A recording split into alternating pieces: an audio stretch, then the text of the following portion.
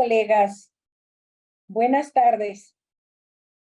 A nombre del doctor Mario Acosta Mejía y Alianza Médica, les damos la más cordial bienvenida a esta masterclass de este día, en el que tenemos el gusto y el orgullo de contar con la presencia del doctor Miguel Acuña Lizama.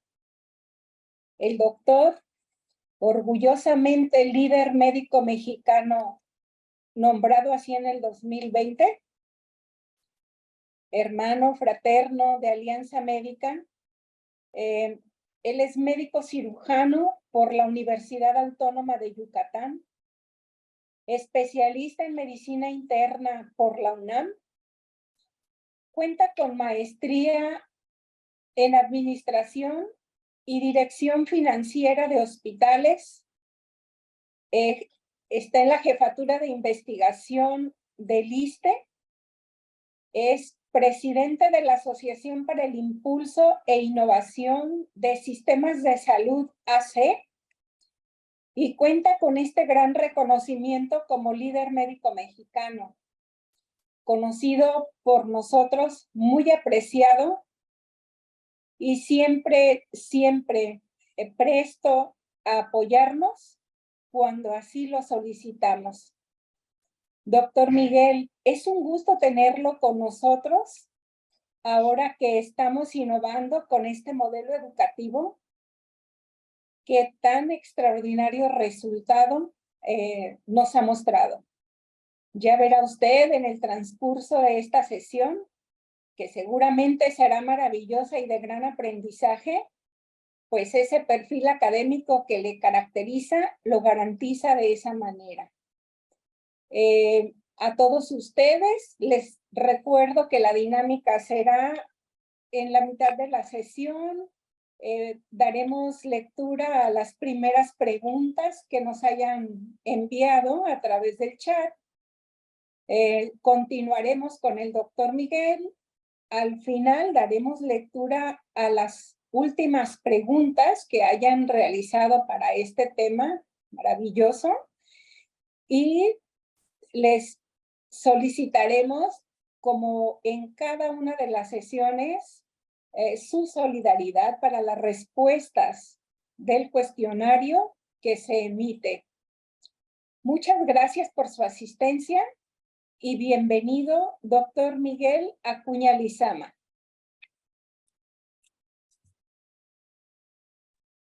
Hola, ¿qué tal? Muy buenas noches a todos y pues muchas gracias a Alianza Médica, al doctor Acosta y al doctor Uriel por su tan amable invitación. Muchas gracias por la presentación y por las flores, doctora.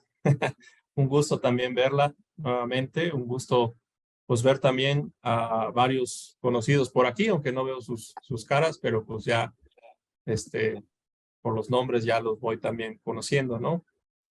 Y pues es realmente también muy satisfactorio para mí ver tanto interés en estos temas tan importantes, ¿no? Como lo son, pues este terrible mal que ha golpeado la humanidad, ¿no? Y que tuvo mucho impacto, por ejemplo, en el caso de la pandemia de COVID-19. Sabemos que a las personas que tienen enfermedades metabólicas, pues es más fácil que las haya afectado, ¿no? Y el gran porcentaje de las personas que desafortunadamente fallecieron, pues tenían una o varias situaciones metabólicas, ¿no? Padecimientos metabólicos. Realmente me agradó mucho y me dio mucho gusto recibir esta invitación con este tema tan importante, porque estamos viviendo lo que realmente yo nunca creí que fuera posible, ¿no? Y pues el mismo título de la plática lo dice, ¿no? Que es la posibilidad de curar a las personas que tienen este tipo de alteraciones, ¿no? Vamos a discutir la evidencia más representativa que tenemos actualmente en relación a cómo poder tratar la diabetes, la prediabetes, etcétera, sus variantes, ¿no? Y también del horizonte que nos espera respecto a todas las opciones terapéuticas que hoy por hoy pues son una promesa para tratar estas enfermedades, ¿no? Pues creo que los que ya me conocen, pues saben que yo siempre trato de ser muy concreto y no porque no me guste hablar, sino porque trato de no revolverlos con mucha información, ¿no? Por lo tanto, pues sin más preámbulo,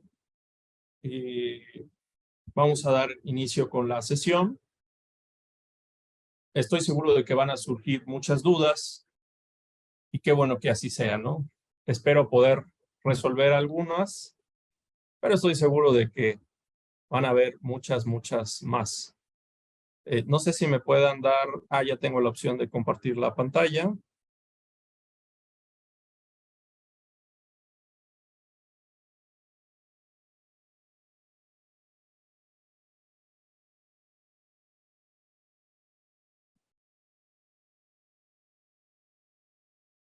No sé si pueden ver mi pantalla. Por favor, me confirman. Sí, la vemos, doctor. ¿Y me escuchan bien, doctora? Sí, perfectamente. Estupendo. Bueno, cada vez que hablamos sobre reversión de la diabetes, pues la primera reacción es como de extrañeza, ¿no? De incertidumbre de qué diablos están hablando. Y déjenme decirles que en mi caso fue exactamente lo mismo, ¿no? La primera vez que escuché hablar sobre esto fue cuando estaba en la residencia de medicina interna y de quien lo escuché, pues obviamente del doctor Mario Acosta, que como todos sabemos, pues es una persona que yo creo que todos la tenemos en un lugar muy alto porque siempre ha sido muy perspicaz y nota muchas veces eh, cosas que serán importantes mucho antes de que sucedan, ¿no? La semana pasada me visitó un representante médico de un laboratorio, no voy a decir cuál, y me trajo un producto que actualmente ya está en venta en México, que se trata de un suplemento alimenticio, que ellos lo nombran probiótico y probiótico, y que su indicación terapéutica precisamente es esa, ¿no? Coadyuvante para el tratamiento de las enfermedades metabólicas. Y pues esto es muy curioso, pero también muy satisfactorio porque estoy seguro de que como a varios nos ha pasado, a veces las ideas que tenemos pues no son escuchadas. Y qué bueno que en el caso de lo que proponía el doctor Mario Acosta, pues no fue el caso, ¿no? Sino que definitivamente ha tomado una gran importancia esta composición de la microbiota intestinal en el papel de las enfermedades metabólicas, ¿no? No vamos a hablar tanto de eso en este momento, pero sí es importante mencionarlo en este momento, ¿no? Entonces, como les decía, a mí también el doctor fue el primero que me comentó por ahí del año 2017, 2018, sobre esta posible reversión de la diabetes. Y sí, la verdad es que la primera reacción fue de no creer, ¿no? Y revisando en ese entonces, pues me doy cuenta de que ya habían varios textos publicados en revistas conocidas, revisadas por pares y que tenían una validez o una calidad muy buena, ¿no? Entonces no veo o no entendía por qué dudar de esto, ¿no?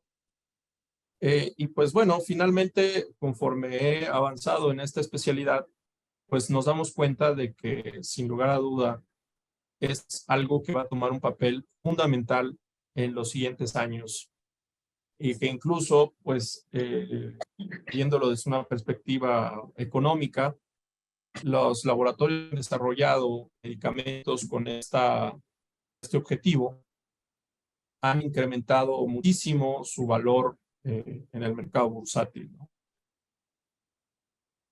Bueno,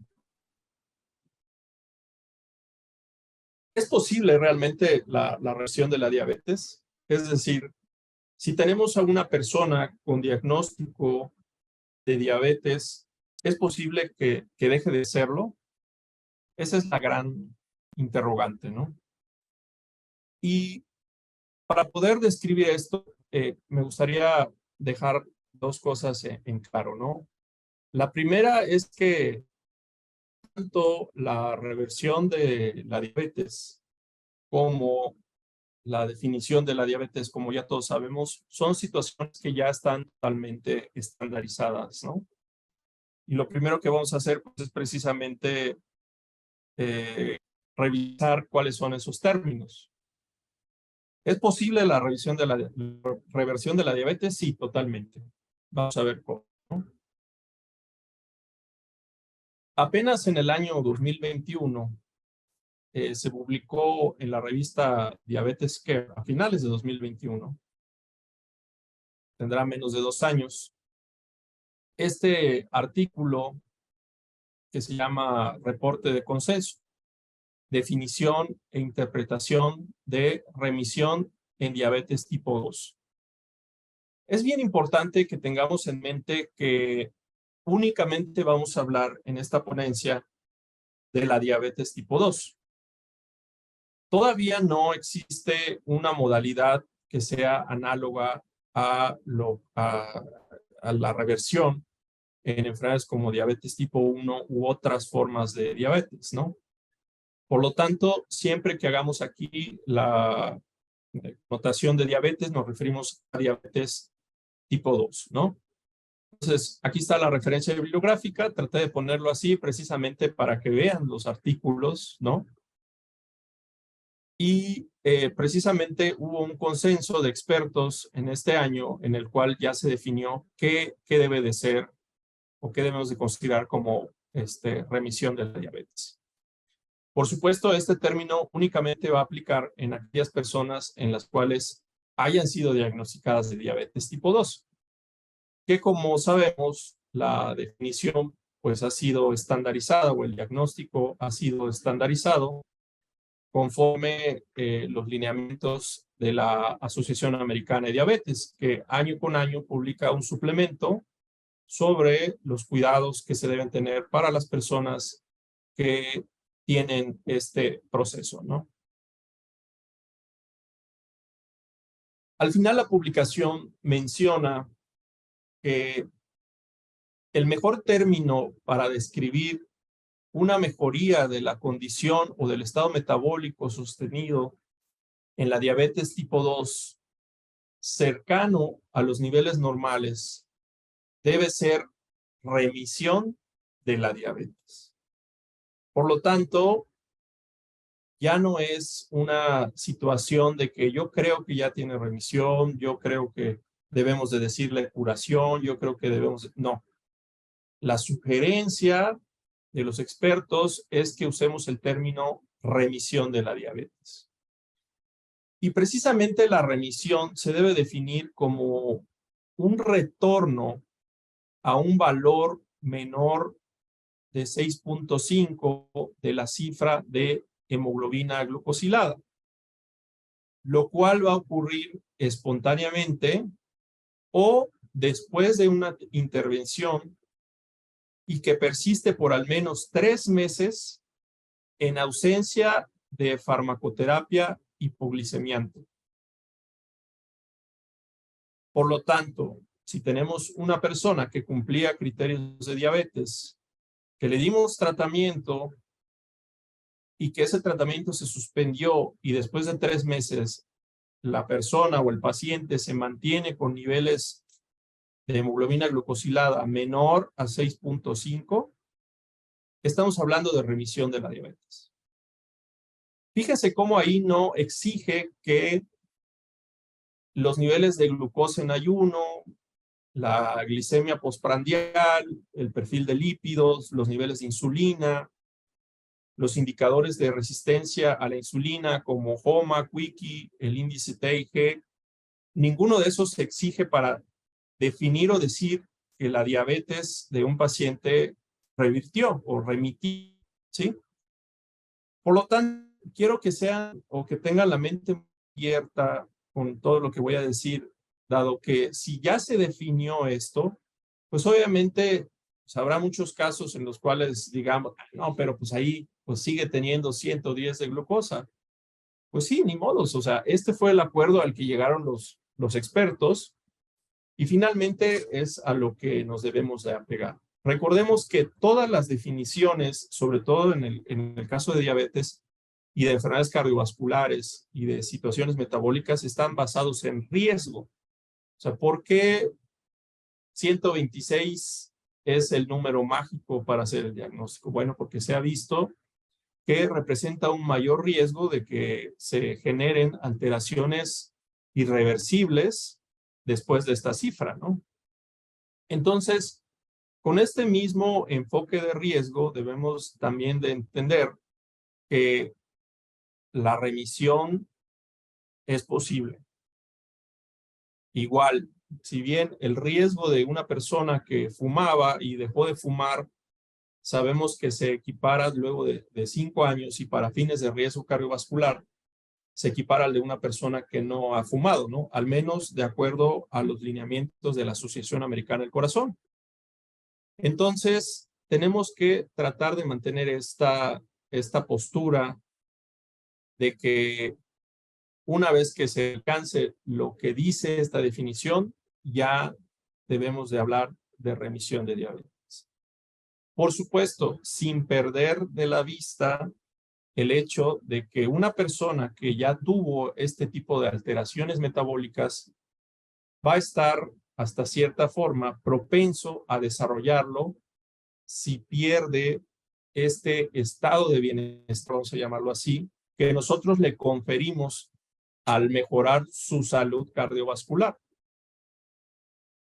Y esto no es exclusivo de la diabetes. Decía también el doctor Mario Acosta, bueno, si un paciente tiene neumonía y yo le doy antibióticos, pues se cura la neumonía. Pero eso no quiere decir que ya nunca les vuelva a dar neumonía. Obviamente, si salen a bañarse desnudos en la piscina a las 3 de la mañana en el invierno, pues es muy probable que les vuelva a dar, ¿no? Pero sí se establece un estado en el cual existe menos probabilidad de complicaciones cardiovasculares que si nunca se alcanza este estado, ¿no? Hasta ahorita se han visto 3 estrategias que son efectivas para alcanzar este estado de reversión de la diabetes y precisamente donde se originó toda esta polémica y toda esta teoría de poder revertir o no la diabetes es en los pacientes que eran sometidos a cirugía bariátrica para control de peso, ¿no? El doctor Roy Taylor fue quien se le ocurrió, bueno, si los pacientes que se someten a cirugía bariátrica y disminuyen de peso logran en muchas veces dejar de usar medicamentos hipoglicemiantes, ¿no será que ocurre lo mismo en aquellos pacientes que logran la misma disminución de peso, pero con farmacoterapia o únicamente con dieta? Y realmente, pues es una buena pregunta, ¿no? Y al final, pues la respuesta es que sí. Tanto los pacientes que han sido sometidos a cirugía bariátrica como aquellos que reciben fármacos para la reducción de peso, como aquellos que tienen únicamente cambios en el estilo de vida y que logran por sí mismos, aunque es difícil, una reducción significativa en su peso y sobre todo en la grasa visceral, logran cumplir este criterio de reversión de la diabetes, ¿no? O de remisión de la diabetes. En el apartado de farmacoterapia, unos fármacos que todavía no se han, bueno, un fármaco específicamente que todavía no se ha autorizado aquí en México, pero que ya está disponible en Estados Unidos, que es la tirzepatide, el primer agonista dual del receptor GIP, y del GLP-1 ha logrado pérdidas de peso espectaculares y comparables a aquellas que se alcanzan con la cirugía bariátrica. Y se esperaba hasta hace un mes que fuera un parteaguas en el tratamiento de la obesidad y la diabetes. Desafortunadamente, digo, no sé si esto vaya a causar más revuelo, han estado saliendo reportes de ideación suicida, de depresión y de alteraciones mentales en las personas que lo utilizan, ¿no? Y esto seguramente a quienes les apasiona el tema de la obesidad, la diabetes, etcétera, recordarán que algo muy similar ocurrió cuando se aprobó ahí por el año 2005, entre 2005 y 2010, el Rimonabant, aquel agonista del cannabinoide, del receptor de cannabinoide, ¿no? Que sí da muy buenos resultados para la pérdida de peso y que casi ya era de elección para los diabéticos con obesidad, pero que fue eliminado del mercado porque causaba precisamente conductas psicóticas, ideación suicida, incluso, si no recuerdo mal, hubo algunos casos de suicidio que estuvieron asociados, ¿no? Al uso de este fármaco, ¿no? Actualmente en México existen varias opciones y que ya han dejado de, bueno, que empiezan a ser accesibles para la gran mayoría de la población. Por ejemplo, semaglutide, liraglutide, exenatide, que ya tienen mucho más tiempo y que no solo otorgan un beneficio y un mejor control de la glucosa en los pacientes diabéticos, sino que al lograr también una pérdida sostenida y constante de peso, pues logran o hacen más probable que exista este estado de reversión de la diabetes. Es bien importante que, como se dice en el cáncer es una enfermedad que si se detecta a tiempo puede ser tratable o curable. En el caso de las enfermedades metabólicas, específicamente en la diabetes, prediabetes, resistencia a la insulina, existe también una relación con el tiempo, ¿no? En el cual mientras más pronto se diagnostique y más pronto se inicie un tratamiento farmacológico, se tiene una mayor tasa de éxito o probabilidad de éxito. Esto todavía no se ha podido demostrar muy bien en el caso del tratamiento farmacológico, dado que, como les venía diciendo, existe poco tiempo de que estos medicamentos están a la venta y de que pueden utilizarse por grandes poblaciones, ¿no? Aquí en pantalla les pongo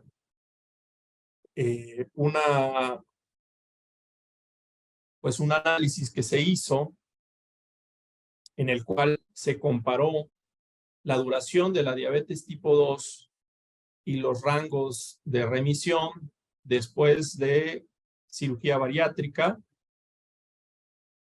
en una población durante el periodo de 2007 a 2015.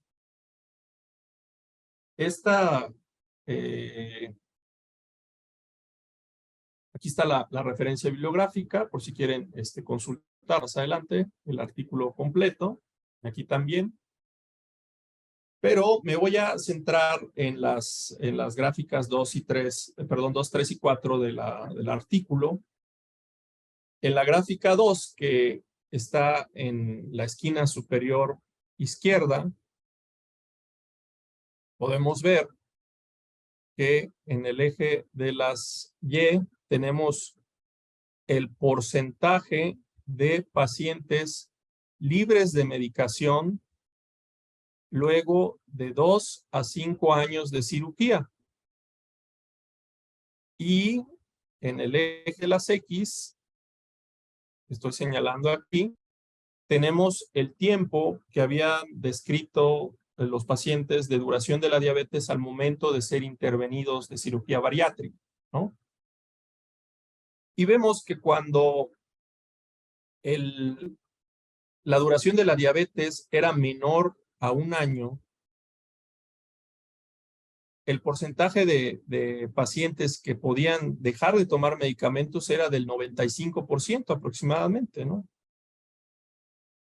Luego aquí, cuando ya tenía 5 años de haber suspendido, de haberse hecho el diagnóstico de diabetes, la probabilidad de curación o de dejar de tomar medicamentos era el 70%.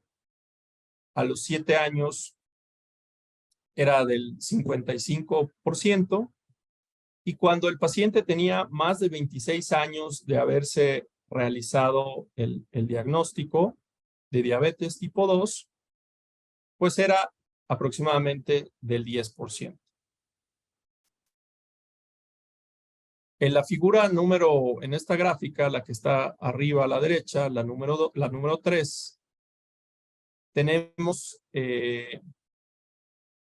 la relación o un histograma compuesto en el cual vemos el porcentaje de remisión, porcentaje de pacientes que tuvieron remisión de la diabetes a los 2 años luego de la cirugía bariátrica, es lo que estamos aquí, vemos el porcentaje de remisión, y aquí vemos el número de años que los pacientes habían tenido de diabetes antes de someterse a cirugía, ¿no? En este cuadro está ejemplificado en azul, son los pacientes que seguían con diabetes, en rojo los que tenían diabetes controlada, en verde los que tenían remisión parcial y en naranja los que tuvieron una remisión completa. Podemos ver que conforme más avanza el tiempo de diabetes o el número de años de diabetes que tenía la persona al momento de operarse, es mayor el porcentaje de pacientes diabéticos y menor el porcentaje de pacientes que alcanzaron una remisión completa. En esta otra gráfica, de abajo a la izquierda, tenemos exactamente lo mismo, el porcentaje, y aquí el número de años que transcurrió desde el diagnóstico de diabetes, solo que esta evaluación es a 5 años del procedimiento quirúrgico. Y vemos cómo también existe una relación inversamente proporcional entre el tiempo de diagnóstico en que se hizo la cirugía y la probabilidad o el porcentaje de remisión de la diabetes, ¿no? Mientras más tiempo pase, es menos probable que se alcance un episodio de remisión. Y esto es muy importante por 2 motivos, ¿no?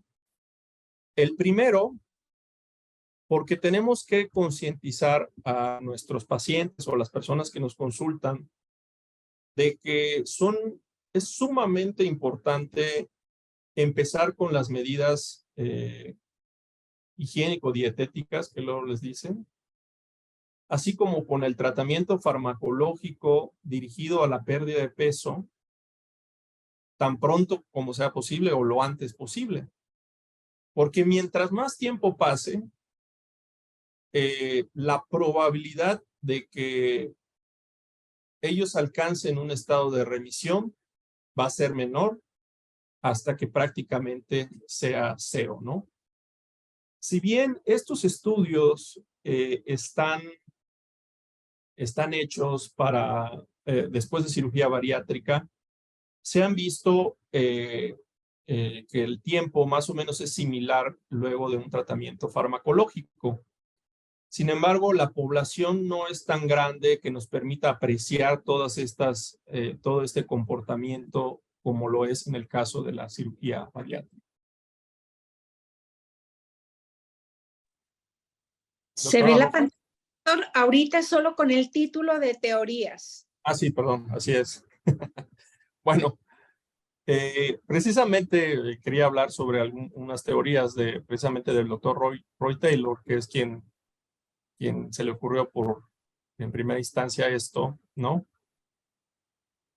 Y él propone una participación dual de el páncreas y el hígado en la génesis de la diabetes, de la resistencia a la insulina, y que también tiene una participación, obviamente, y que explica por qué se da este fenómeno de remisión, ¿no?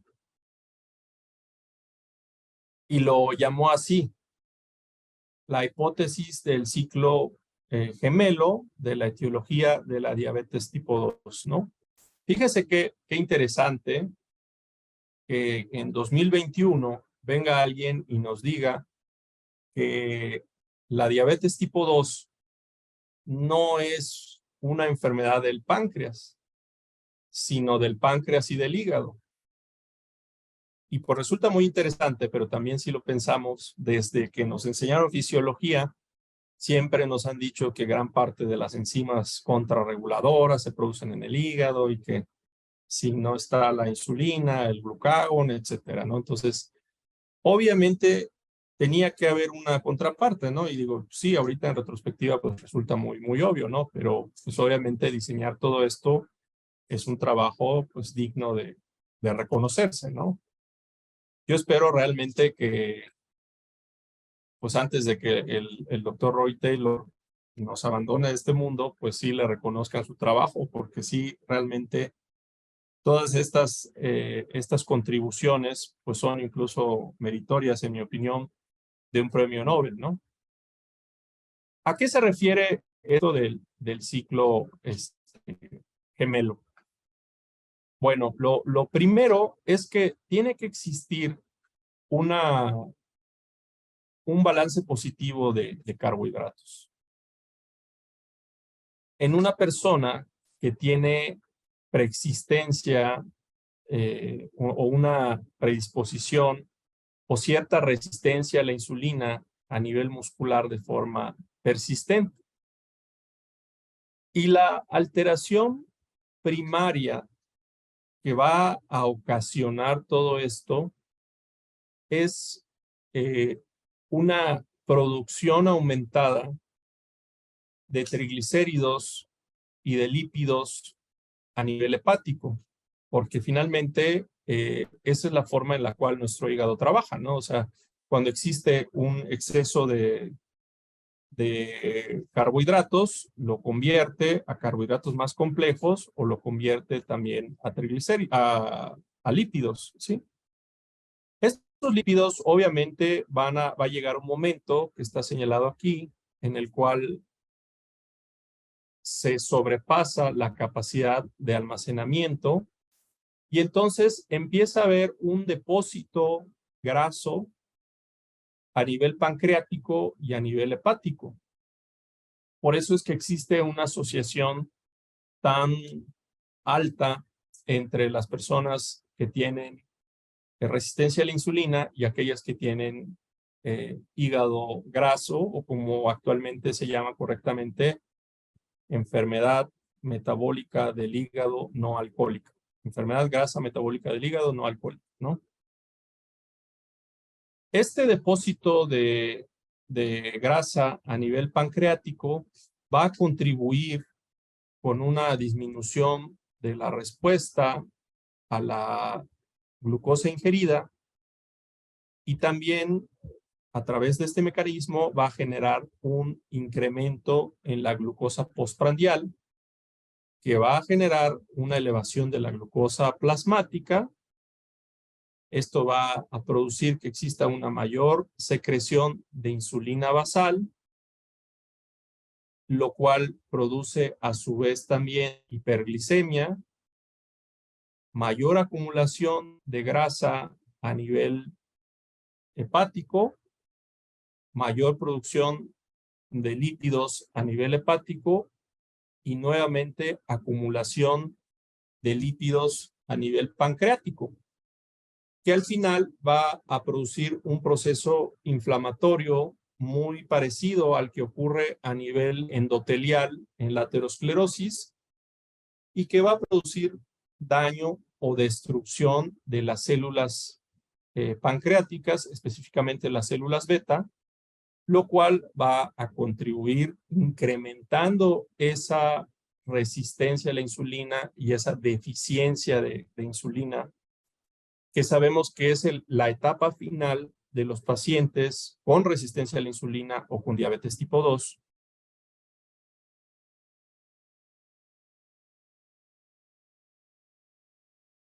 Todo esto tiene mucho sentido porque antes se consideraba que tal vez debía existir alguna condición genética predisponente en la cual había tal vez de nacimiento un menor número de células beta pancreáticas, pero parece que no es así, sino que más bien el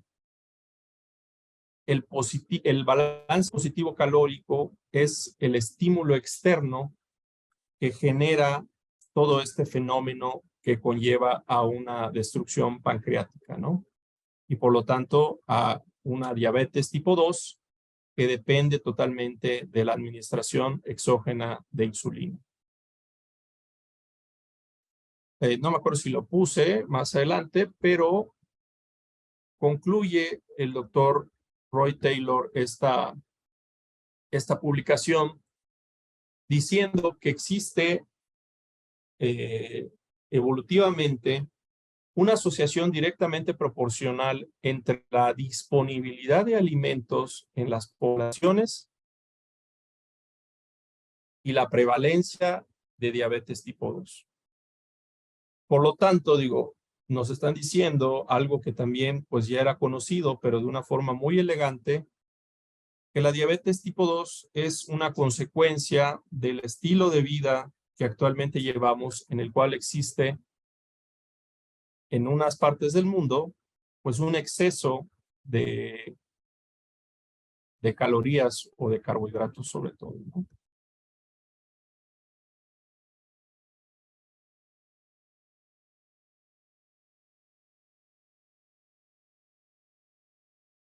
Bueno,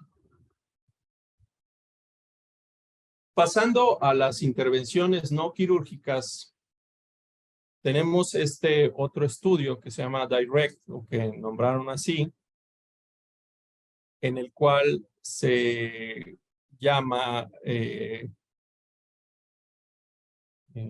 ¿cómo les diré? Manejo de la diabetes tipo 2 a través de una estrategia de reducción de peso en el primer nivel de atención para diabéticos tipo 2. Lo importante aquí precisamente es que este estudio, el principal actor, fueron GPs, General Practitioner, que es el equivalente al médico general. Y tuvo unos resultados muy positivos, ¿no? Como pueden ver aquí en este esquema del estudio clínico, se escogieron 55 médicos generales que iban a supervisar estos pacientes, 27 del grupo intervención y 28 del grupo control, quienes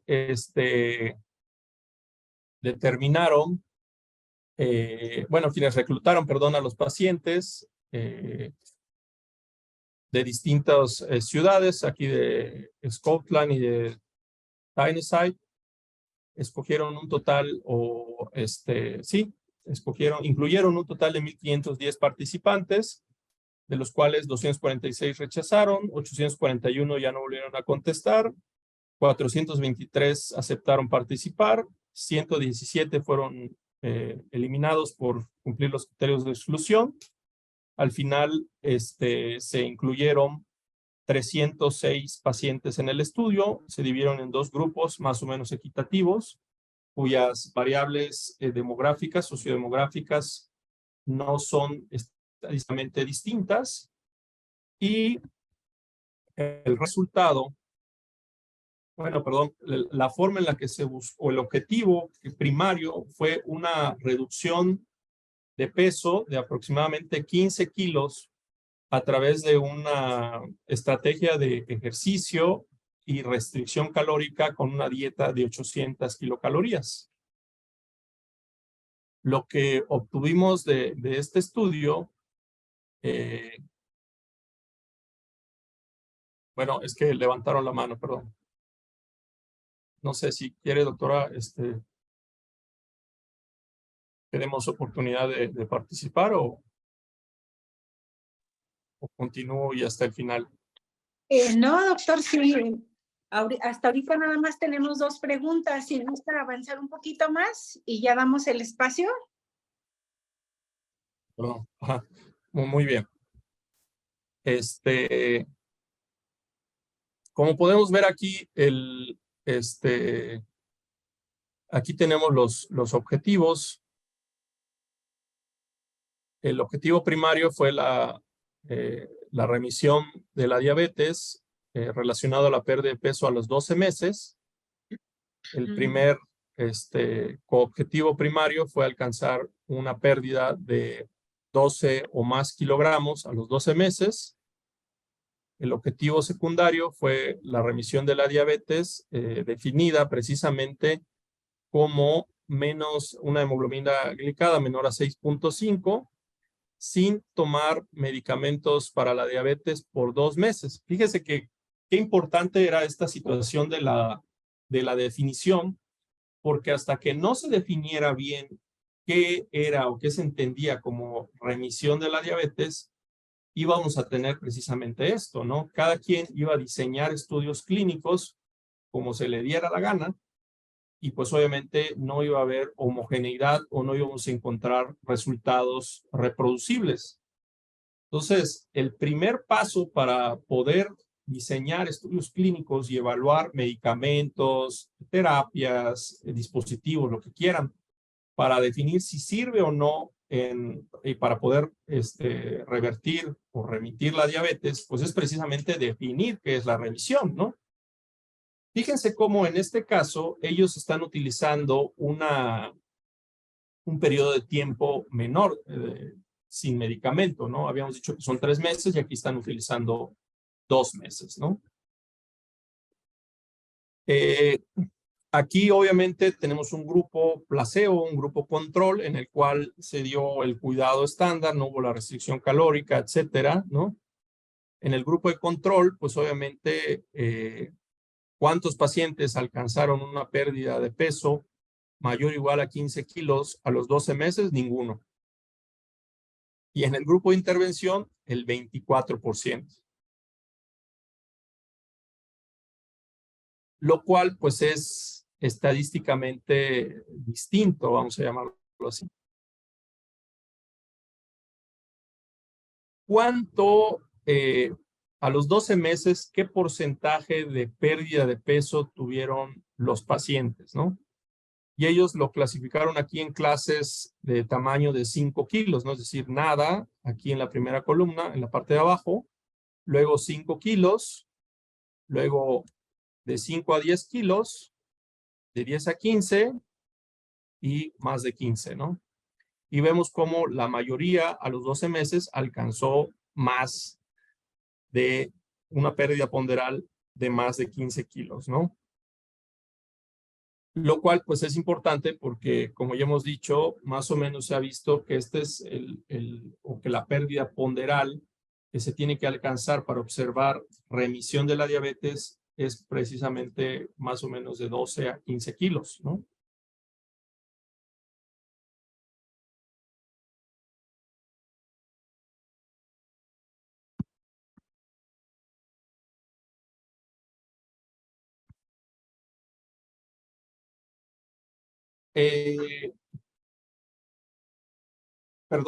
Perdón, es que se me olvidaba mencionar aquí, hacer la acotación de que precisamente estos, los pacientes que lograron, en esta otra gráfica, la B, fueron aquellos que alcanzaron remisión de la diabetes, lo más importante, no lo dije, ¿no? Fueron aquellos pacientes que alcanzaron la remisión de la diabetes. Entonces, en el grupo de intervención, el 45% de los pacientes, 45.6% de los pacientes alcanzó la remisión, y en el grupo control únicamente un 4%, ¿no? Lo cual, pues, nos da un odds ratio de 19.7, lo cual es estadísticamente significativo. ¿Cómo traduciría yo esta información estadística? Pues que una persona que a los 12 meses, o sea, al año, tiene una pérdida ponderal con estas medidas o con este protocolo de 15 o más kilos, tiene 20 veces más probabilidad de tener una remisión o reversión de la diabetes comparado con aquellos que no fueron sometidos a esta intervención, ¿no? Aquí en ese grupo del 4%, tal vez existían personas que estaban tomando medicamento, pero no bajaron de peso, y ese medicamento logró una disminución en el contenido graso a nivel hepático y pancreático, y eso logró que remitieran la diabetes, ¿no? Pero evidentemente es mejor lograr una pérdida ponderal tan importante para poder, de cierta forma, garantizar que existe este fenómeno de remisión o reversión. También es bien importante hacer énfasis en que en otros estudios se ha visto que sobre todo es importante que disminuya el porcentaje de grasa visceral, ya que, como se ha visto también, más o menos hace unos 5 años salió por ahí una noticia medio escandalosa que decían que habían descubierto un nuevo órgano del cuerpo humano, y era la grasa visceral. No es un nuevo órgano, pero realmente sí, la grasa visceral se comporta de forma distinta, ya que tiene un papel endocrino muy importante, en el sentido de que contribuye mucho a la resistencia a la insulina por el tipo de hormonas o sustancias que produce, ¿no? Y bueno, actualmente ya se están corriendo, gracias a que ya existió esta definición de qué es la diabetes, la remisión de la diabetes. Ya se han diseñado estudios grandes y que seguramente en breve tendremos ya resultados y veremos qué tan efectivas son estos protocolos que se proponen para la remisión o reversión de la diabetes, ¿no? Precisamente lo siguiente que quería mostrarles es cuáles son esos protocolos, pero pues sí me gustaría que en este momento hiciéramos una pausa para pues poder platicar un poco acerca de las dudas que han surgido hasta este momento.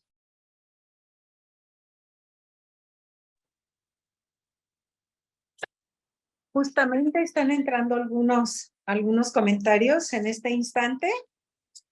Y bueno, permítame comentarle, doctor Miguel Acuña, que no esperábamos menos, siendo un gran estudioso, como siempre nos ha mostrado en la medicina interna. Siempre le hemos conocido este perfil, su pasión por la investigación, documentar cada término, cada suceso, cada tema.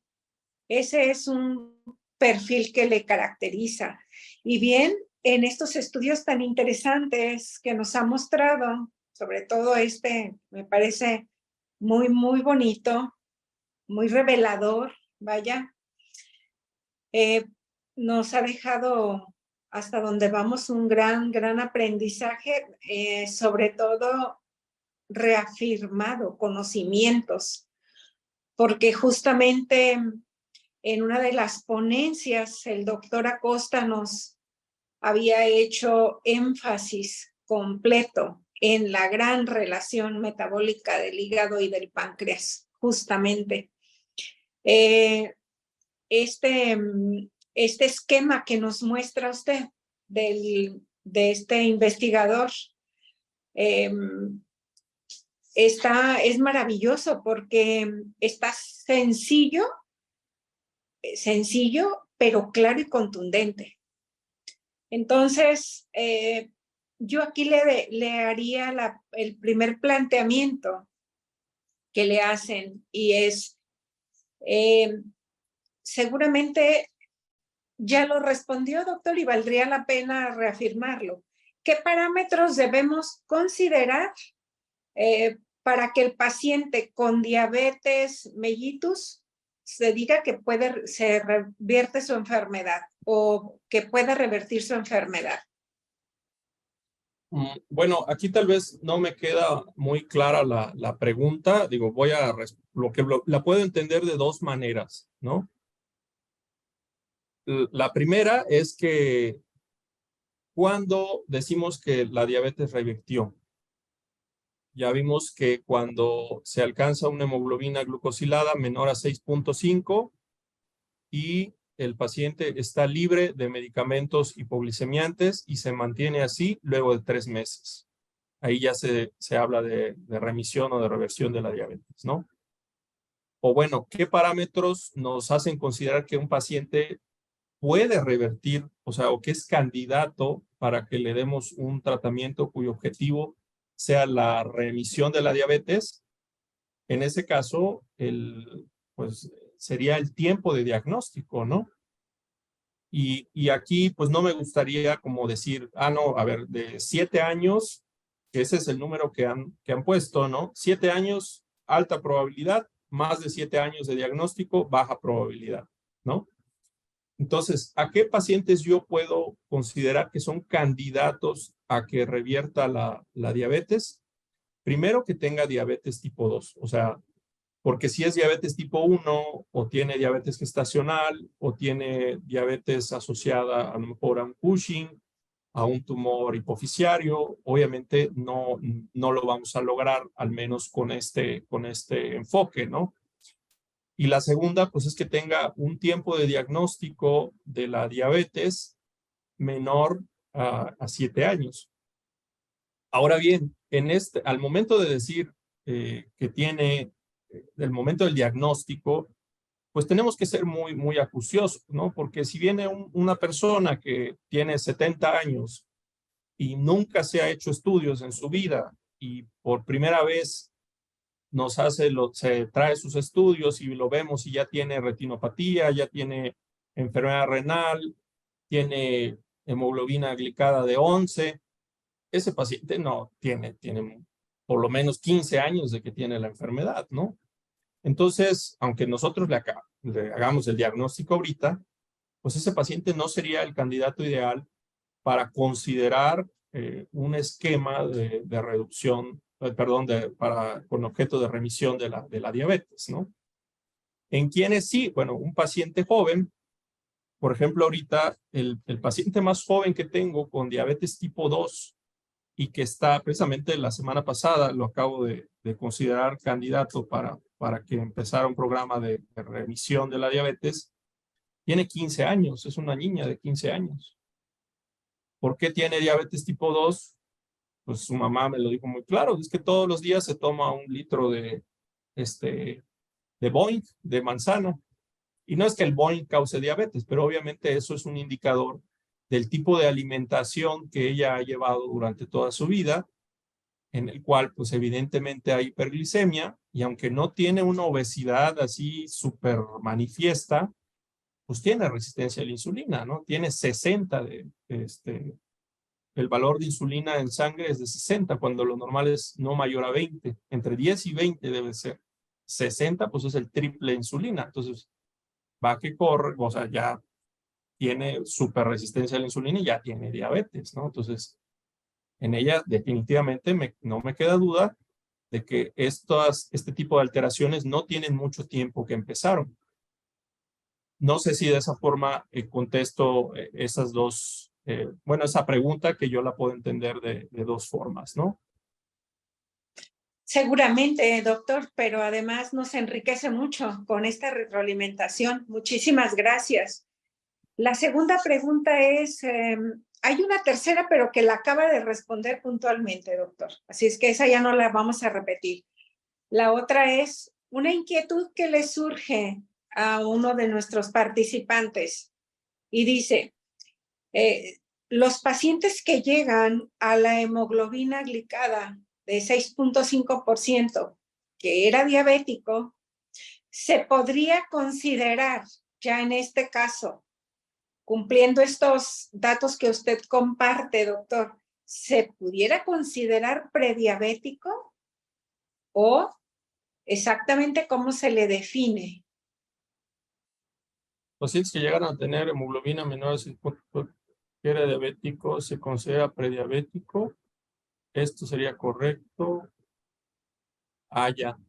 Bueno, lo que pasa es que, acuérdense que el término de prediabetes también es muy controvertido. En el año 2021 se publicó también un documento de consenso. No recuerdo con exactitud la revista, pero precisamente era sobre si debía abandonarse o no el término de prediabetes. Y el racional de todo esto era que las personas que tienen prediabetes, no todas alcanzan desarrollando diabetes. Porque siempre ha sido como polémico el hecho de preguntar si a las personas que tienen, o sea, si debemos de eliminar ese término de prediabetes y decir, no, a ver, los prediabéticos también son diabéticos y solo hay dos de dos, o estás sano o estás diabético y ya, ¿no? Y entiendo eso porque muchas veces los pacientes cuando se les hace el diagnóstico de prediabetes te preguntan, ¿entonces soy diabético o no? La respuesta correcta es no, eres prediabético, ¿no? ¿Por qué? Porque pues no cumples los criterios que les digo que ya son muy estandarizados y aceptados en muchos lugares, ¿no? En todo el mundo. Y esos criterios tienen una lógica y que tiene relación con la probabilidad de complicaciones cardiovasculares dependiendo del nivel de glucosa, ¿no? Por eso es que se establece el diagnóstico de diabetes con esa cifra de 126. No fue tampoco tomado así tan al azar. Entonces, cuando la persona es nada más prediabético, tiene una mayor probabilidad de desarrollar diabetes con aquellos que tienen una glucosa que se considera normal. Pero si ya vimos que el paciente llegó a tener diabetes, perdón, entonces al tener una hemoglobina glicada menor a 6.5 y alcanzar la remisión de la diabetes, lo seguiríamos considerando una persona de riesgo. Y creo que aquí no debemos de perdernos entre si llamarlo prediabético, de remisión de la diabetes, normal, etcétera, ¿no? Es decirle, muy bien, mira, tú ya lograste la remisión de la diabetes, te felicito, no vas a tener necesidad de estar tomando medicamento en este momento, pero pues tú tienes mucho riesgo. Y en el momento que ganes 15 kilos, sin lugar a duda, vas a volver a ser diabético. Entonces, pues no lo hagas, ¿no? Esa sería la forma en la que yo normalmente lo manejo, ¿no? Yo sería de la idea de que se le diera el término de diabetes en remisión, ¿sí? Diabetes en remisión. Bien, hay una última pregunta, doctor, aunque no va relacionada con el tema de la remisión de la diabetes. Habla del tratamiento. Hay un colega que está inquieto con una pregunta de si su paciente es diabético descompensado, ya perdió peso y está ya en tratamiento con insulina sin una respuesta, continúa descompensado, ¿qué más puede realizar? Insisto, pues no es parte del tema, pero queda abierto, doctor Miguel, si usted desea dar alguna respuesta. ¿Es la de la doctora Teresita Merlo? ¿O no? No, Perdón, del doctor Miguel Durán. Pacientes diabéticos descompensados que ya perdieron peso y aún así siguen descompensados y ya están con insulina, ¿qué podemos realizar? Ok, ya. Es muy probable que ese paciente no vaya a alcanzar la remisión. Entonces, pues ahí tendríamos que manejarlo conforme los estándares de la Asociación Mexicana de Diabetes, que es un enfoque para reducir riesgo, ¿no? Tanto los lineamientos o los estándares que propone la Asociación Americana de Diabetes como la norma oficial mexicana, pues que todavía sigue en proyecto, pero que que es la única que tenemos, no sé si la vayan a dar de baja ahorita que tantas normas están dando de baja. O sea, tenemos que cuidar los objetivos que le van a dar una mejor calidad de vida, ¿no? Es un enfoque basado en riesgos.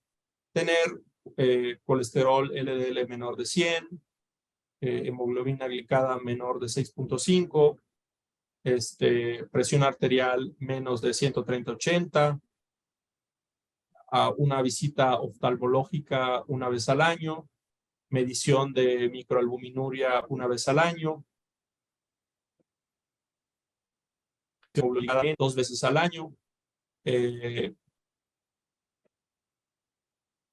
y cuando existan alteraciones en estos parámetros, pues considerar añadir fármacos, ¿no? Por ejemplo, en el caso de la dislipidemia, las estatinas, si no hay respuesta, ezetimibe, etcétera, ¿no? Es decir, en el caso de este paciente, es muy probable que esté en ese porcentaje de personas que no alcanzaron remisión. No lo puse en la presentación, pero en el artículo del doctor Roy Taylor que les puse ahí, él los cataloga de una forma distinta, que es respondedores y no respondedores. Es decir, existe una subpoblación de pacientes o de personas con diabetes en quienes se empieza un protocolo para remisión o reversión de la diabetes y por muy estupendo que sea, no se alcanza. Acuérdense que hablábamos de probabilidad y que esa probabilidad por ejemplo, en el primer año es del 95%. Entonces, existe un 5% de pacientes que no van a alcanzar los objetivos de remisión de la diabetes. Y el motivo es tal vez porque ya tenían más tiempo, ¿no? Del que nosotros estamos estimando. Ya tienen un porcentaje de pérdida de células beta pancreáticas importante que no les permite, pues, alcanzar un estado de homeostasis como normalmente lo tiene una persona que no tiene diabetes, ¿no? Entonces, sí, sobre todo si el hecho de que está con insulina, pues es muy probable que ya esté en la etapa, pues, final, vamos a decirlo así, de la diabetes, ¿no? Y en ese caso, lo que hay que hacer es enfocarnos en prevenir las complicaciones cardiovasculares. Muy bien. Doctor, ¿tiene todavía otra información adicional? Sí, son por ahí un par de diapositivas más. Continuamos entonces. Muy bien. Bueno, este protocolo me pareció muy importante, muy, sí, llamativo, porque obviamente está publicado nada más como protocolo, precisamente. Yo no sé cómo los diseñan, ¿no? Pero en este caso quieren evaluar remisión de la diabetes tipo 2 y mejoría de la función diastólica al combinar un esquema de ejercicio estructurado y reemplazo alimenticio, así como reintroducción alimenticia en adultos jóvenes, ¿no? Y le llamaron Reset y Remission. Todavía está en etapa de protocolo, entonces, pues obviamente no vamos a ver resultados, pero vean aquí la propuesta que ellos están haciendo, ¿no? Me parece muy ambicioso porque ellos quieren en 12 semanas lograr la remisión de la diabetes, ¿no? Y aquí lo significativo sería, a ver si está aquí o en la que sigue.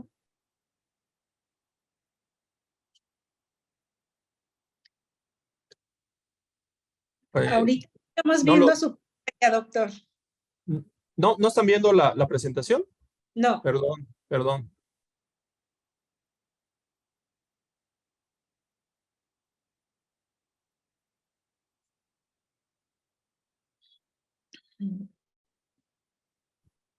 Aquí Listo. está.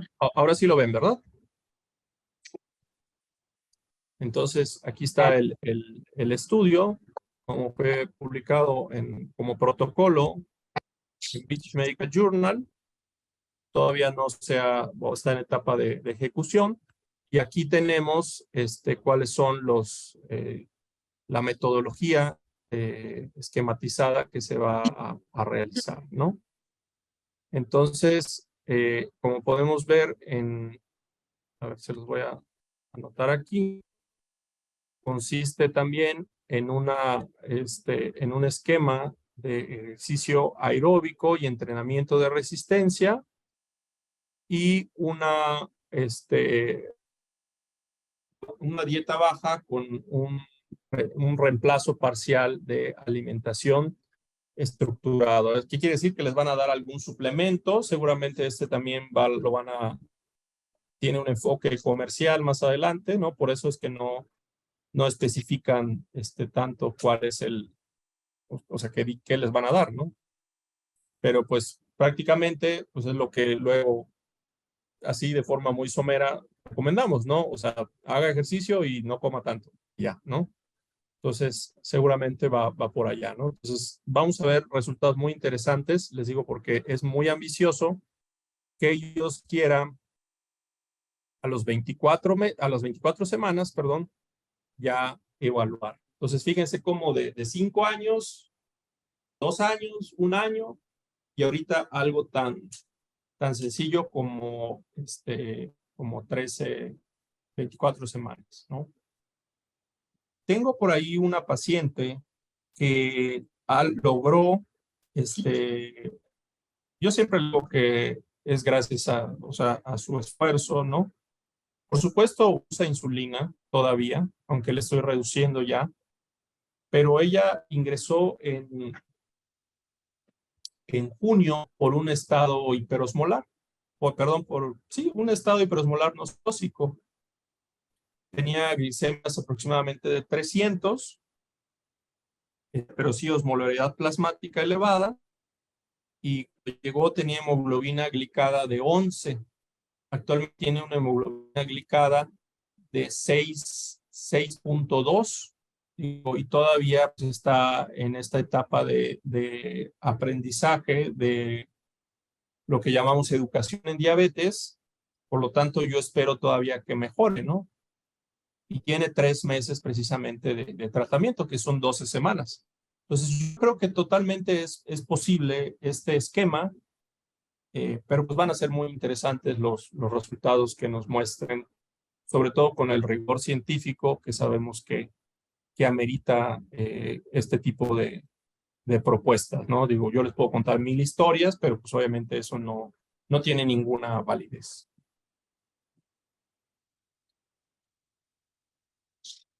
En la revista Nature de revisiones de endocrinología se publicó este artículo precisamente en 2022, el cual se llama así: remisión de la diabetes mellitus tipo 2 requiere un diagnóstico temprano y una reducción sustancial de peso. Les dejo aquí la referencia, no voy a entrar en mucho detalle, la verdad es que está estupendo, y les puse precisamente así la imagen porque si quieren como sacar lo más importante de la ponencia, yo creo que está aquí en esta diapositiva. Fíjense cómo abajo dice el abstract, vamos a llamarlo así, la parte más importante lo tienen puesto en negrito, y dice: la remisión de la diabetes mellitus tipo 2 es altamente deseable y reduce riesgos potenciales de complicaciones. Mejorar la probabilidad de la remisión requiere una detección temprana y una pérdida de peso sustancial durante la ventana terapéutica de 6 años, cuando las células beta permanecen funcionales. Para concluir, fíjense bien en todos los datos sugestivos de que la persona tiene resistencia a la insulina, diabetes, prediabetes, lo que quieran, ¿no? ¿Qué les puedo recomendar? Acrocordones, más de 7, hay que buscar resistencia a la insulina. Acantosis nígricas, ya lo sabemos, ¿no? Sobrepeso u obesidad, ya la sabemos. Los integrantes del síndrome metabólico, hiperuricemia, dislipidemia, hipertensión, obesidad, sobre todo central, hay que buscar diabetes. Porque mientras más pronto podamos hacer el diagnóstico y podamos empezar un programa para bajar de peso, pues tiene nuestro paciente una mayor oportunidad de quitarse este gran peso de encima, ¿no? ¿Y qué creen? Que ahora que he empezado a aplicar todo esto, aunque mis consultas tal vez me tardo más tiempo, pues ahorita no me podía conectar porque andaba terminando una consulta, pero vale la pena explicarle a los pacientes todo esto. Vale la pena explicarles que tienen posibilidades de que se revierta este estado, porque entonces a ellos les apremia más pues curarse y estar bien, ¿no? Y hasta ahorita no he entendido ninguno que no lo entienda y ninguno que no se, o alguno que no se comprometa a mejorar. Saber esto también, obviamente, nos hace pues, como que al paciente tener más ganas de seguir un tratamiento más intensivo, ¿no?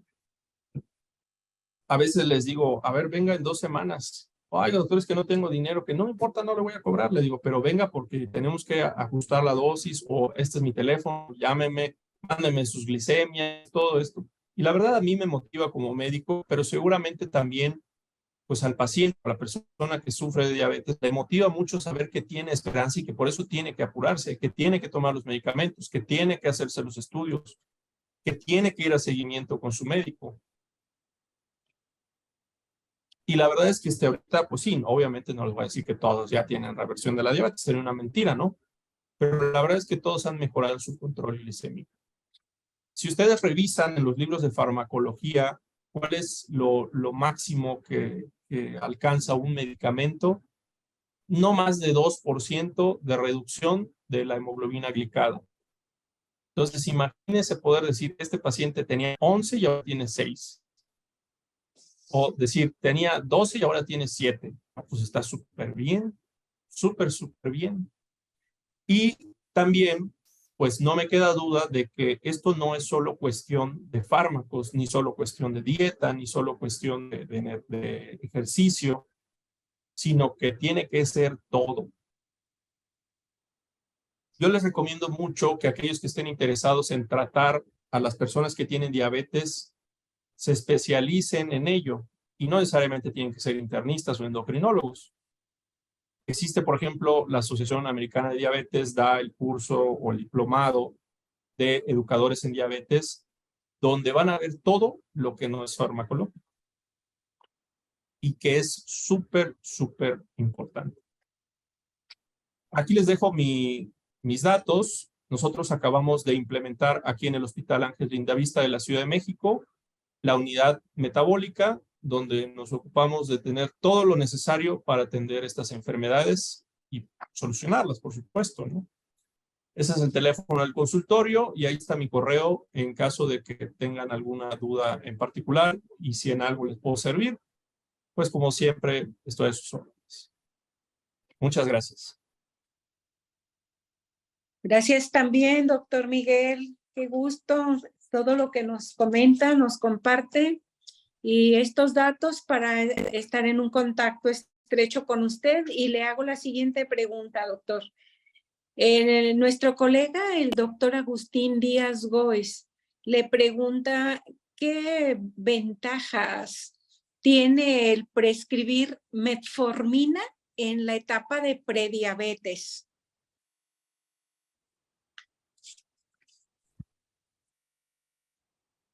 Bueno, no, es que no puedo, quería yo, no sé qué pasó, que no me veo ni a mí mismo, pero bueno, espero que me vean.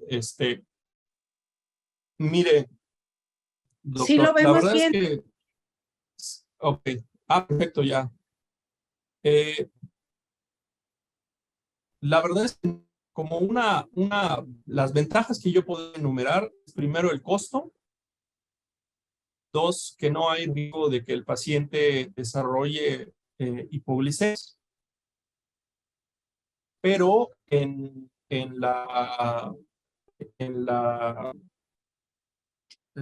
los estándares de la Asociación Americana de Diabetes del 2023, se dice que el impacto de la pérdida de la metformina sobre la pérdida de peso es nula. Esto está raro, ¿no? Porque pues sí sabíamos que contribuía, incluso un tiempo donde se daba como manejo inicial para los pacientes que tenían diabetes y obesidad o pérdida de peso, ¿no? Otra ventaja es que, pues, de cierta forma, el mecanismo de acción de la metformina es disminuir la resistencia a la insulina a través de ciertas modificaciones que se producen a nivel del microbioma intestinal. Hay estudios preclínicos que se han hecho, pues, evidentemente, en modelos animales, en los cuales se demuestra que la administración de metformina modifica de forma benéfica la composición del microbioma intestinal, y esto podría contribuir a un mejor control de la diabetes, porque está modificando también la conducta, la absorción y la expresión de algunos marcadores inflamatorios. Pero creo que sí es algo que se tiene que considerar, porque actualmente existen muchos fármacos que no generan hipoglicemia tampoco y que tienen un mayor efecto sobre la reducción en el peso corporal. No sé si esto sea parte de una como estrategia comercial o algo para que ya no se utilice metformina porque es muy barata. Yo la sigo utilizando, pero creo que no debe ser lo único. Si, por ejemplo, el paciente tiene obesidad, tiene prediabetes, pues yo sí consideraría utilizar semaglutide, por ejemplo. Muy bien. Un atento aviso a todos, colegas, les recordamos que ya se envió el cuestionario de retroalimentación al chat del Zoom. Si son tan amables en responderlo, les vamos a agradecer muchísimo. Les recordamos que estamos trabajando en un nuevo modelo de aprendizaje en el que requerimos tener en este momento la posibilidad de retroalimentar el aprendizaje que hemos obtenido durante esta ponencia del doctor Miguel Acuña. Nuestro modelo seguramente lo identifica bien, doctor Miguel, es el modelo AMA, actualización médica avanzada, en el que llevamos a cabo los planteamientos que usted nos ha enviado, y los doctores gentilmente los responden y vemos rápidamente la estadística de esto, se procesa y volvemos a reafirmar conocimientos si fuera necesario. Entonces, les encargamos mucho esto, colegas, por favor. Y doctor Miguel, hay un doctor que le pregunta si usted ya está utilizando probióticos para este tema. Sí, bueno, es poco difícil poder decir probióticos, porque como sabemos hay mucho, allá se está ampliando la terminología, afortunadamente, ¿no? Sí, Hay claro. probióticos, hay Nosotros, los que prebióticos, hay metabióticos. Sí hay algunos que tienen respaldo con evidencia científica, y yo creo que eso es lo que nos debe de pues sobre todo de guiar en la toma de decisiones, ¿no? Todavía no hay una recomendación para poder decir tal, ¿no? Es el mejor, pero también si no los usamos, si no vemos y no reportamos qué pasa, pues nunca lo vamos a saber, ¿no? La verdad es que es un tema muy complejo porque tantas bacterias y que si una la tienes que aumentar y la otra la tienes que bajar. Y aparte las bacterias, pues no es nada más tenerlas allá, sino lo que produce una y produce la otra y las interacciones que entre ellas tienen, pues sí va a estar medio complejo encontrar cuál es la combinación apropiada. Pero les repito, o sea, mientras nosotros no hagamos el intento, pues va a estar medio complejo, ¿no? Que aquí sí les diré, pues miren, casi todos los pacientes todavía tienen esta idea de que no necesito tomar vitaminas. Pues vitaminas, la verdad, no, salvo algunas situaciones por ahí. Pero bueno, si ellos se sienten tranquilos, pues al sentir que están tomando algo más, pues pueden sugerirle los metabióticos y los probióticos, ¿no? Y esta parte también es importante para hacerles entender de que conforme vayan modificando su alimentación, va a ir cambiando la composición del microbioma intestinal y esto va a tener un beneficio también sobre el control de la diabetes y una mayor probabilidad de reversión de la enfermedad, ¿no? Excelente, doctor. Y el único metabiótico disponible, el primero y único hasta este momento, es Metabiox, en el cual, como sabemos, ya hay evidencia suficiente a través del estudio de la microbiota y de los componentes de Metabiox, de cómo son sus mecanismos de acción de cada uno de sus componentes y que por supuesto este grupo está llevando a cabo diferentes estudios con los pacientes que ya estamos tratando, además de su tratamiento médico. Eso hemos sido contundentes con Metabiox. Doctor Miguel, tenemos una gran cantidad de felicitaciones a su ponencia. Muchas gracias. Un gran respaldo a su característica de gran estudioso de la medicina, las aportaciones que nos ha hecho esta tarde-noche con el tema. Y bueno, seguros de poder contar nuevamente con otra participación de parte suya. Por ahora, pues estamos en esta serie internacional aprendiendo sobre diabetes mellitus, actualizándonos en diabetes mellitus. Y no podía faltar usted como uno de los grandes estudiosos en el tema.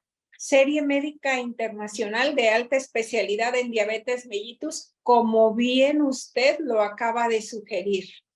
Importantísimo para el médico de primer contacto. ¿Cuál médico de primer contacto no hemos sentido el estrés, vaya, la contracción de la arteria? Eso quería decir, cuando tenemos un caso complicado entre nuestros pacientes y entendemos que necesitamos estar al día, que tenemos que tener el pulso del problema y de cómo atenderlo, de cómo manejarlo, de cómo apoyar a la familia. Como sabemos, es un tema extenso, pero desafortunadamente tan frecuente y cómo los números van creciendo sin parar. Así es que, doctor, seguramente nos veremos en otro momento con otro tema, si usted así lo permite, y por el de hoy estamos infinitamente agradecidos de nuevo. Y reciba, por favor, todas las felicitaciones que aquí se han plasmado en el chat de este grupo de médicos muy interesados en este aprendizaje de la diabetes mellitus. Gracias, doctor Miguel. Gracias a ustedes. Haberlo escuchado, saludarlo y que estuviera con nosotros. Un gusto, a sus órdenes. Gracias. ¿Cómo vamos con las preguntas? A ver.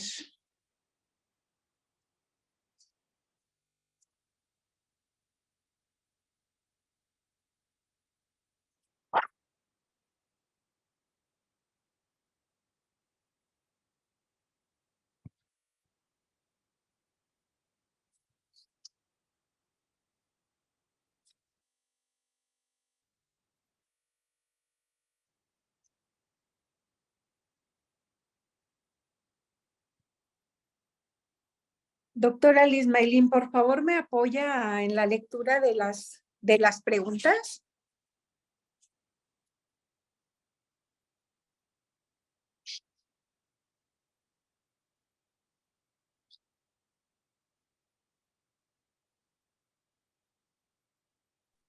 Yo la apoyo, doctora. Buenas noches a todos. Buenas noches, por favor.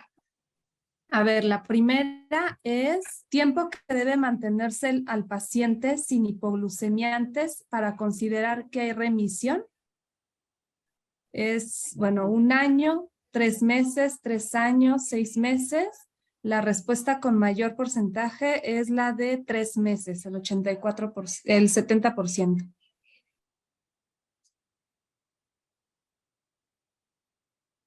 Aquí no sé si quiera comentar algo, doctor, respecto a la respuesta que dieron los médicos.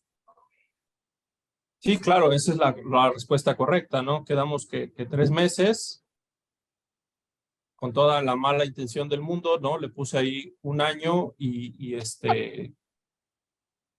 3 años, ¿no? Pero sí, la respuesta correcta es 3 meses, ¿no? Esa es la definición estandarizada que ahorita, pues, esperemos pronto ya se incluya en los lineamientos de Diabetes Care, ¿no?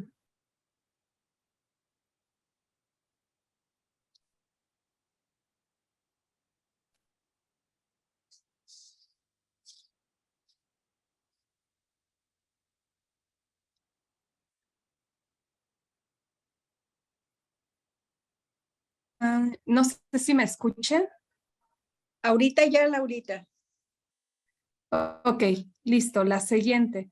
Teoría que nos habla sobre la participación de hígado y páncreas en la génesis de la diabetes tipo 2. Aquí ya están más dispersas las respuestas. Igual no sé si quiera comentarnos algo para reforzar el conocimiento. Sí, qué bueno que nadie puso la bicicleta porque sí, me hubiera yo sentido como que... Pero sí, efectivamente, la respuesta más con mayor porcentaje es la correcta, que es la teoría de los ciclos gemelos, ¿no? Yo creo que pues ahí les causó un poco de confusión eso de los twins y ciclo, pero pues eso no existe, ¿no? Y pues eso de hepatic cycle, pues tampoco no tiene nada que ver, ¿no? O sea, son la verdad cosas que nada más puse así al azar, ¿no? Pero ahora que lo veo bien, pues sí les pudo haber causado un poco de confusión, ¿no? Tal vez por la terminología ahí en inglés, ¿no? Entonces, los ciclos gemelos o twin cycle. Entonces, pues el 80% también, 81%, 81.2% también tuvo pues la respuesta correcta, ya sea en español o en inglés, porque participan, pues ahí lo dice, el hígado y el páncreas en la génesis de la diabetes tipo 2, que es la propuesta del doctor Roy Taylor. Ok, la siguiente. Importante protocolo sobre remisión de la diabetes.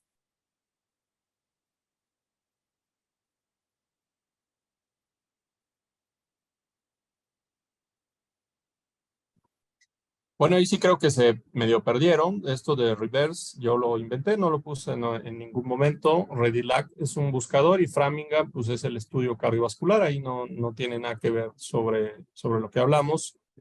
La respuesta correcta sería el estudio DIRECT, que es el que comentamos sobre la pérdida de peso, etcétera, ¿no? Entonces, la respuesta correcta es el estudio DIRECT. Ok, la siguiente. Grupo promisorio de fármacos para alcanzar reversión de la diabetes por su mecanismo de acción y efecto en el peso corporal. Ahí, efectivamente, el 80%, bueno, 74.8% tuvo la respuesta acertada, perdón, que son los inhibidores duales del GIP y el GLP-1. Les hablaba yo de tirzepatide, que todavía no se vende en México, pero está disponible ya en Estados Unidos. Las biguanidas, pues, como les dije al final de la ponencia, lo que comenta la Asociación Americana de Diabetes es que el efecto sobre el peso corporal es nulo, y también las guías para el manejo de la obesidad ya no lo recomiendan como terapia de primera elección. El grupo de metformínicos pues no existe, y los inhibidores del DPP4 no es la opción correcta, ¿no? Entonces, la respuesta correcta es el inhibidor dual. Listo. Y la última, el origen de la diabetes en las poblaciones es directamente proporcional a...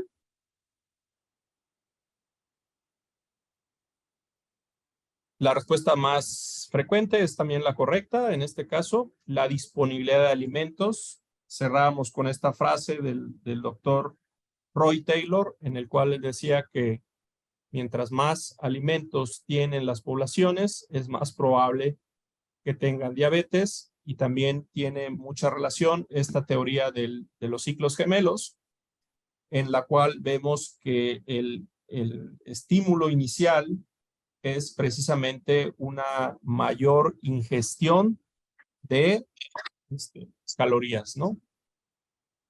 La microbiota, pues no, porque ahí le puse directamente proporcional. Entonces, no, mientras más microbiota hay más diabetes, no.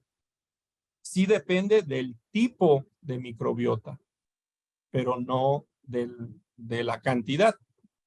¿Ok?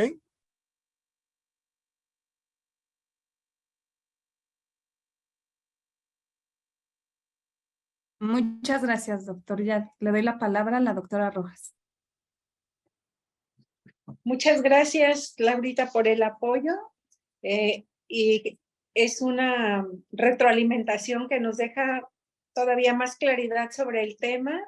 Doctor, quedan algunas inquietudes por ahí en el chat que seguramente le haremos llegar para darle su respuesta correspondiente a cada médico. En general, todas de felicitación, de gratitud también. Y la nuestra, igual, doctor Miguel. Reitero nuestro agradecimiento a nombre del doctor Mario Costa Mejía y Alianza Médica. Gracias, doctor. Usted considerado un gran médico Alianza, muy apreciado, y nosotros agradecidos de haberlo tenido esta tarde-noche. Hasta la próxima vez. Saludos, abrazos, doctor Miguel. Muchas gracias.